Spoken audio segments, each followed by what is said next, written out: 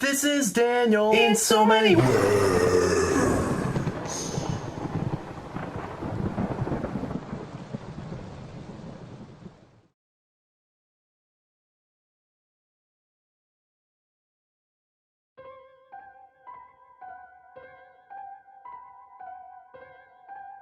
I'm a simple college student living alone in an apartment. I was very enthusiastic about the release of Pokemon Heart Gold and Soul Silver here in the States. I've purposely locked myself out of all media and the internet aside for school purposes. That means no 4chan, no /v, no Bulbapedia, etc. As I was busy with the school year and being poor at the time, I wasn't able to buy Soul Silver on its launch date. After my school year ended, I ordered Soul Silver on Amazon. However, it would take a week for it to arrive. I decided that during that time I would replay my Crystal version on my Game Boy Color.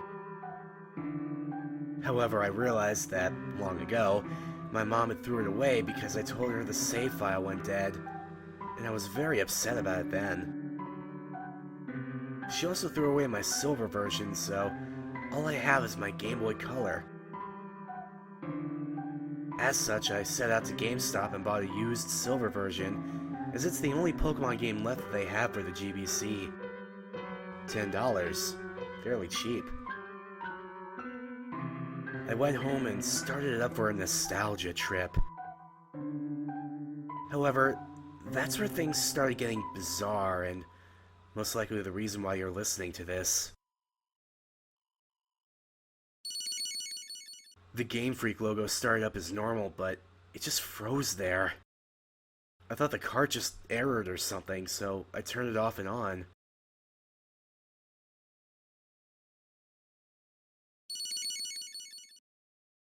The same thing happened. I tried pressing A and start over and over and all of the buttons. Eventually the logo vanished and there was a black screen for about 5 seconds. Suddenly, rather than going to the usual menu screen, I was already in the game in a previously saved file, which was odd, as I was expecting all these carts to have been wiped by the poor battery. Either way, I wasn't really complaining. I would have chosen the continue option to see what the previous guy did anyways. First off, I checked his trainer information. His name was just ... Didn't have much originality. I checked his profile and apparently he had 999 hours and 99 minutes put into the game, with all 16 badges and 99,999.9 Pokédollars, and all 251 Pokemon in the Pokédex. Seeing as he apparently had Mew and Celebi logged also, I'm guessing he either used the Game Genie or was a really hardcore Pokemon player back then. I checked his Pokemon to see what a badass team he has. To my surprise, I saw 5 unknowns and a 6th Pokemon named Hurry. I'm thinking that this must be some cruel joke by the last person who played this game, but I decided to check the profiles of those Pokemon anyway. As expected, they were all different layers of unknown, all level 5.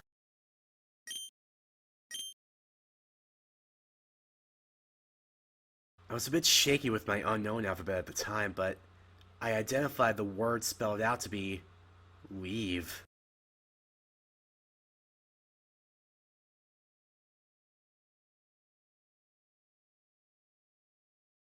As for the 6th Pokemon, it turned out to be a Cyndaquil. Mind you, this was before there were individualized Pokemon icons. The Cyndaquil looked normal, but it was level 5. With only 1 HP left with only 2 attacks, Leer and Flash. I don't know why they named him Hurry, but at the time I just disregarded it.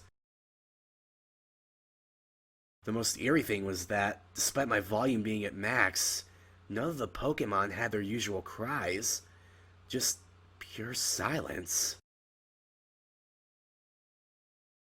Having enough of the team, I closed it. I was parked at what appears to be a room inside Bellsprout Tower. However, for some reason there were no NPCs around. Even more eerie was that the pillar in the middle didn't move at all, as if just leaning on its side. There was no music at all, and there was no exit or ladder, or at least I thought there wasn't. I walked around for a few minutes, but I couldn't seem to find a way out. This was certainly not a room I had seen in the Bellsprout Tower before. I tried checking my items for an escape rope, but the bag was completely empty. There weren't any wild Pokemon either. Finally, I managed to find a ladder, which turned out to be behind the pillar. The screen turned black and the music finally started playing. I had a sudden chill, as I recognized the melody I heard to be the theme you hear when you listen to the radio at the Alph Ruins, where the Unknown are at.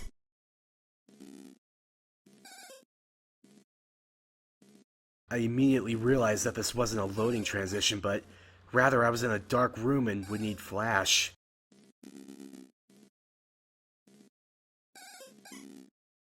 Before I took care of that, though, I immediately checked my Pokegear to change the radio to something more pleasant. But it turns out there was no radio card, or even a phone or time cards.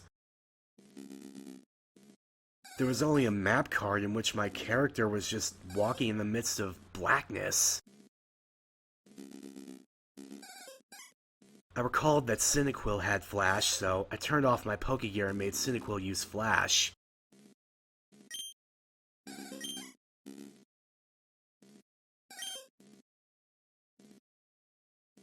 I didn't see any message saying, "Hurry has used flash," or anything like that. The room became lit just like that, and I soon regretted it. The room was a chilling blood red, with a linear gray path heading south. The ladder I had entered this room with was not there at all. I had no choice but to head south.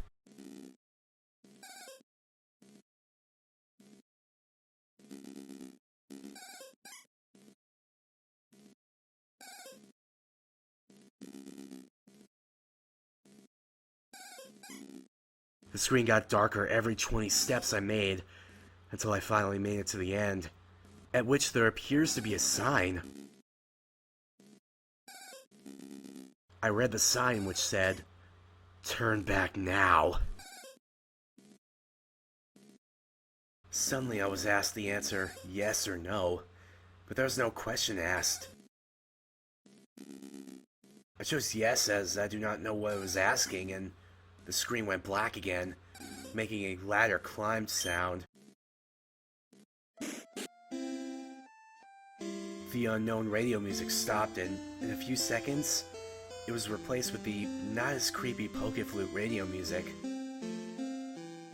Suddenly it said that Hurry has fainted, which was odd since I recall that there was no status conditions like poison on him, and I clearly wasn't in a battle. I checked my Pokemon quickly, and suddenly he was no longer in my party. In fact, after a bit of investigating, none of my Pokemon are there, but instead are all replaced with level 10 Unknown. I did the same thing as before and spelled out the Unknown. My then team of Unknown spelled, "He died." Either way, after that creepy change, the room was led to reveal myself in a very small room that appears to be only 4 squares big. The walls of that room were gray bricks, as if I was inside something that was hollowed out. Outside that room appears to be a bunch of graves, similar to the ones in Pokemon Red and Blue. I walked all around that small room and pressed A, but nothing happened. I've already concluded that this was clearly a hacked game and some sadistic fuck sold it to GameStop. However, my curiosity kept me going. I checked my trainer profile again, only to find out that the sprite of gold was missing his arms. He also appeared less smug, but rather seemed more sad and empty in a way that I do not know how to describe. For some reason, it also said that he now had 24 badges, which was clearly impossible. After a few minutes of aimless wandering, my character suddenly spun and did the escape rope spinning animation. Instead of flying up though, my character spun downwards, slowly, as if he was sinking. After that screen, the music stopped. After finally landing, the overworld sprite of gold was colored differently now. Instead of the usual red color he dons, he appeared completely white, including his skin. It's as if he came straight from the colorless Game Boy games placed into a colored background of the Game Boy Color.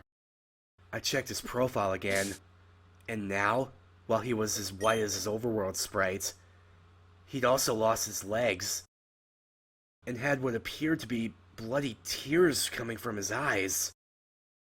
It also says he now has 32 badges, which now started to disturb me as this change of number seems to represent something important. I also checked my Pokemon, which this time contained 5 unknowns and a level 100 Celebi without a nickname. The unknown are spelled out dying. I checked Celebi's profile. It was a shiny Celebi, except there's only half the sprite. 1 leg, 1 arm, 1 eye. It only has 1 attack. Perish Song. The area I was in itself was the Sprout Tower with the immobile pillar, as before, except everything was apparently red now. I walked north for what felt like forever.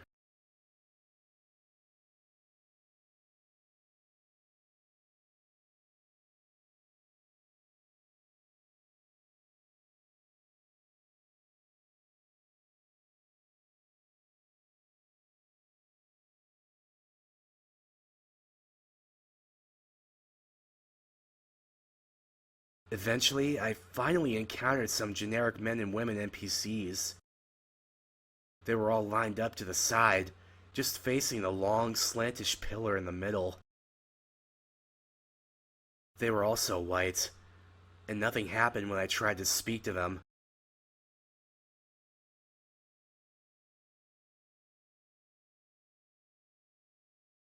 I kept on going north until eventually the pillar finally appears chopped off, with a transparent red in that spot. I went up to Red, and without even pressing A, I was suddenly engaged in a battle. The music started again, sounding once again like the unknown radio music, but this time played backwards. Gold's battle back sprite matched his front one with the bloody eyes, white skin, and lack of arms, while Red sprite was the same as before in Gold, Silver, and Crystal, except transparent. The text simply said, "Wants to battle," as if he had no name. And both of us only have 1 Pokemon each. Which was weird because I swore I had the 6 with the unknowns. My shiny Celebi came out, conveniently with half a sprite for the back sprite also. The shiny noise and animation was different, as the sounds it made sounded like multiple screech attacks used consecutively. Red sent out a seemingly normal male Pikachu, except that he was level 255 and his sprite seemed sad and had tears in his eyes. Rather than the usual Fight, Item, Pokemon Run menu, I was only given the option to use the attacks. Since Celebi only had 1, I chose it. Naturally, since Pikachu was level 255, he went first. Pikachu used Curse, lowering his speed and increasing his attack and defense. I'm not even sure if Pikachu could use Curse.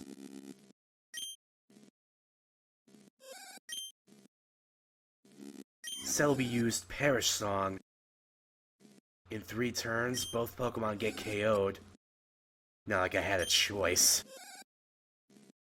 At this point, it didn't even go into the fight menu again, as the battle just continued without my input. And for some reason, there were no animations at all. Pikachu used Flail, which didn't do much damage despite his level and stat boosts, as his health was maxed out. Celebi used Perish Song. Nothing happened as it was already used. Pikachu used Frustration, which did a shit ton of damage, knocking Celebi down to less than 10 HP. Celebi used Pain Split, which surprised me as Celebi didn't even have that attack in the first place. Now Celebi and Pikachu both have about 150 HP. Pikachu used Mean Look. Not like that did anything. As expected, due to the effect of Perish Song, my Celebi fainted.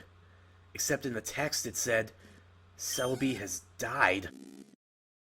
Pikachu used Destiny Bond.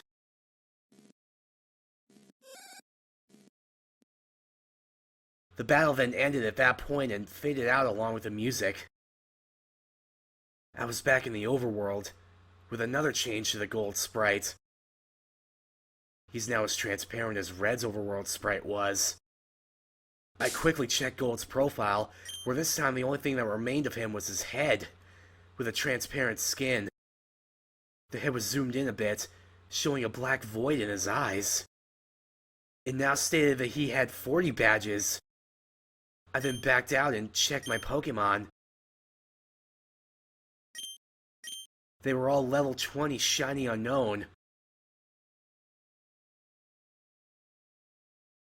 which when spelled out, read, no more. I was at what I know now is next to the end. There was no music playing, but for some reason I still felt like something was there that could be heard. I was back in my room in New Barktown. Maybe I finally get to play this game properly, but... oh, who am I kidding? I knew that sadistic fuck must have done something. I walked around my room to interact with things, as I was a bit afraid to go down the stairs to see what was awaiting me down there. Note that I said walked, but while the background was moving, Gold was not actually moving his transparent limbs at all while doing so, just floating like one of those ghosts you see in Diamond and Pearl. As expected, the radio, computer, and TV did not work, so I had no choice but to go downstairs. I ended up in the same lower level room of my house. Everything appears normal, except Mom isn't home. After failing to interact with anything in this room, I decided to go outside.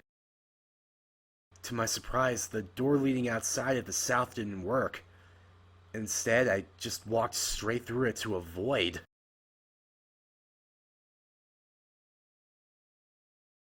I continued moving south to see just what the fuck was going on. My house vanished as I headed south into the void. It was creepy as, when I entered the void, the outline on Gold's transparent sprite turned white to contrast with the pitch black. I continued south without thinking of stopping at all.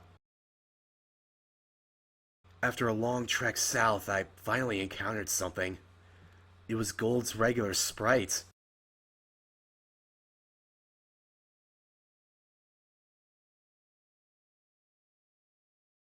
I talked to it.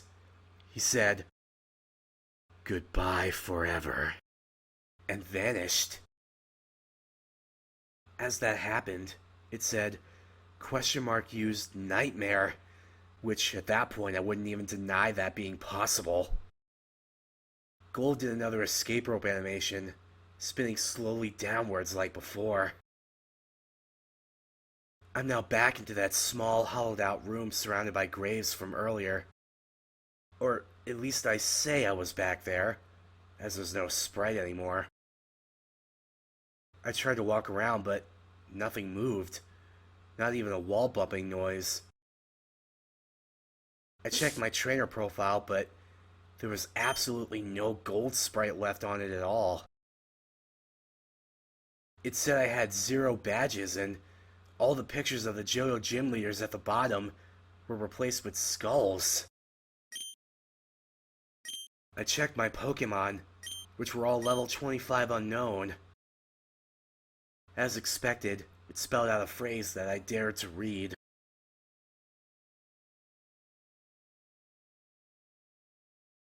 I'm dead.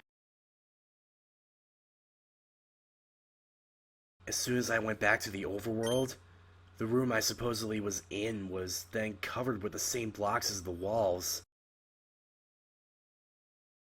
I then figured out exactly what that room was when the final text was R.I.P. That room was a big grave, surrounded by other graves. Gold was already dead. He died presumably a few years ago after he defeated Red. He was a young trainer who, despite his efforts in collecting so many badges and attempting to become a Pokemon Master, was still unable to avoid the inevitable fate of death. And his efforts were eventually forgotten by the next generation. I was unable to escape from that text no matter what I pressed. I tried resetting the game, and the same thing happened. At which point I finally decided to give up on that horrible nightmare. After that experience, I will never look at the gimmick unknown the same way again. They say that only the first generation has folk tales and legends, but the second generation has shown me how unpleasant the truth can be. I eventually enjoyed SoulSilver immensely, but I still can't unthink what that rigged game has told me.